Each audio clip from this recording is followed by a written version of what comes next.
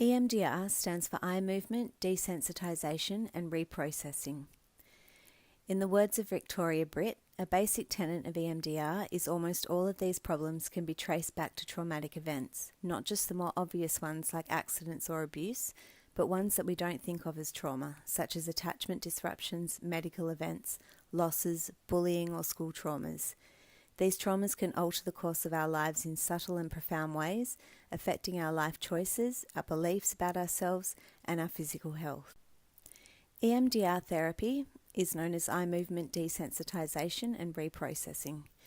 It is a psychotherapy tool that enables people to heal from the symptoms of emotional distress that are the result of disturbing life experiences. By using EMDR, people can experience the benefit of a psychotherapy session that once took years to make a difference. When a traumatic or negative event happens, information processing may be unfinished because of strong negative feelings or disassociation interferes with the processing. This prevents forging of connections with more adaptive information that is held in other networks. Memory is dysfunctionally stored without any appropriate associative connections and with many elements that are unprocessed. When the memory is triggered, a person may feel they are reliving the event or experience with strong emotional and physical sensation. Following successful treatment with EMDR therapy, distress is relieved, negative beliefs are reformulated, and physiological arousal is reduced. EMDR is a psychotherapy that allows people to heal from the symptoms and emotional distress which are the result of disturbing life experiences. Studies have shown that by using EMDR therapy, people can experience the benefits of psychotherapy that once took years to make a difference. As you can see, the brain on the left with a lot of red overactivity is a brain before an EMDR treatment. The brain on the right is after an EMDR treatment, which is the same brain, and there is minimal activity. So there's some positive brain proof that it actually works. EMDR therapy targets unprocessed memories which contain negative sensations, emotions, and beliefs.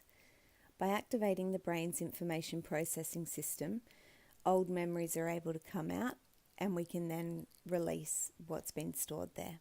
When we activate the brain's information processing system, it allows for old memories to be digested, meaning what is useful is learned and what has become redundant is discarded.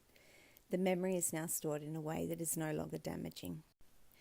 Anatomical reactions that control our emotions arise from neural associations within our memory networks, which are independent of our higher reasoning power.